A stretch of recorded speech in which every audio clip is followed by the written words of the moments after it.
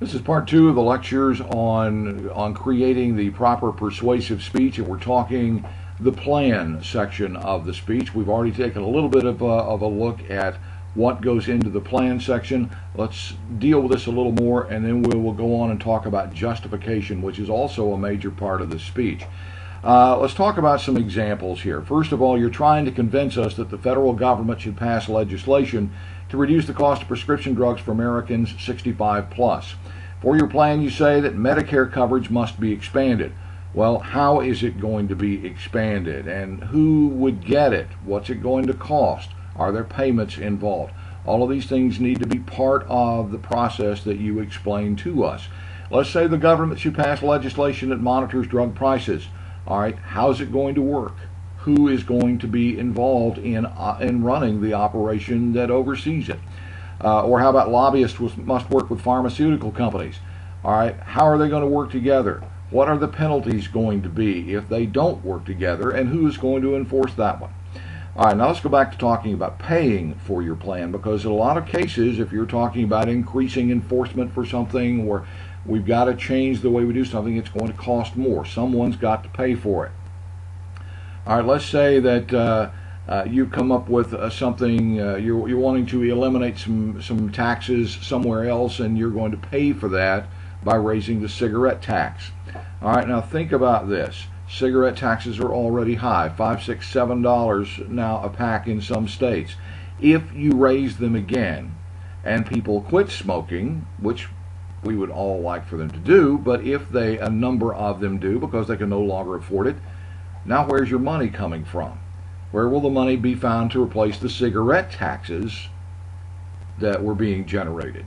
So if your plan, again, utilizes cigarette taxes, and we're going to increase the cigarette taxes to pay for your plan, but you drive away the source of your revenue, then where is your revenue going to come from once that money's gone?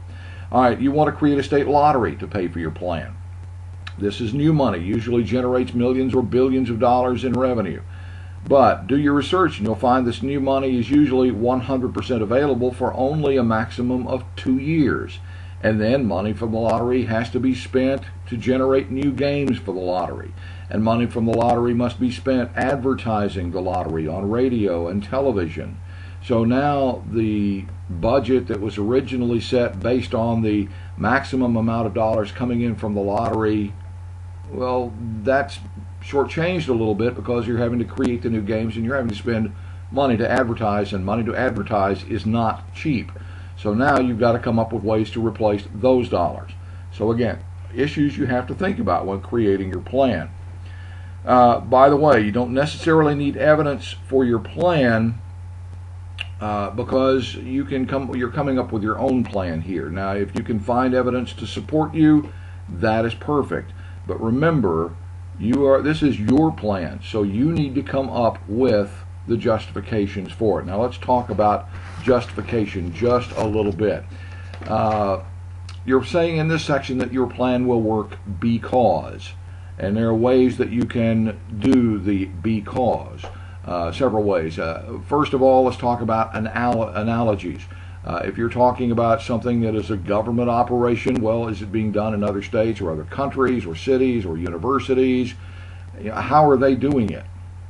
This is my plan and it will work because it's being done across the state line in Arkansas, or it's being done in Germany right now, or it would work at this university because it's being done at, let's say, Southern California. So there are a number of ways that you can use analogies to help support your justification. Then there is the testimony. Cite an expert. Someone who's done research on this issue believes that this plan's what is needed to solve the problem. But now remember, the expert needs to be very qualified and unbiased and an expert in the subject that you're dealing with. And then finally, one really, really good way to justify your plan is to basically eliminate your indictments. Apply your plan to your charges, to your accusations that we have a problem, and argue how your plan is going to get rid of those indictments or the harms. If tuberculosis is causing this and this and this and this, well, my plan will solve this and this and this and this specifically. Now, some specifics about the speech. Remember, it's 5 to 8 minutes in length. and there is a 15-second grace period. I do strongly recommend the use of note cards for this, because you do have a lot of evidence that you are using in the indictment and in the indictment and the plan stages and the justification. If you're using analogies and all, you may have some sources that you want to quote there, but you will definitely, I would suggest note cards would be the best for this, so that you have all of that information there. A visual aid is required for this speech, and for the outline, if you will look at the syllabus and the persuasive speech outline that is available in the book, or the directions for the persuasive speech that are in the syllabus, it suggests that the introduction, the transitions, and all are included into your outline, which you will give me a copy of before the speech starts. So also, if you would like for me to review your outlines and you want to email those to me before speech day, I'll be happy to take a look at them and see if there are any corrections or changes that need to be made. So good luck on this speech. This is, of course, the biggest speech of the year, the last speech, and I wish you well with it. You've all been improving greatly as the semester has gone along, and I'm looking forward to seeing some great persuasive speeches coming in.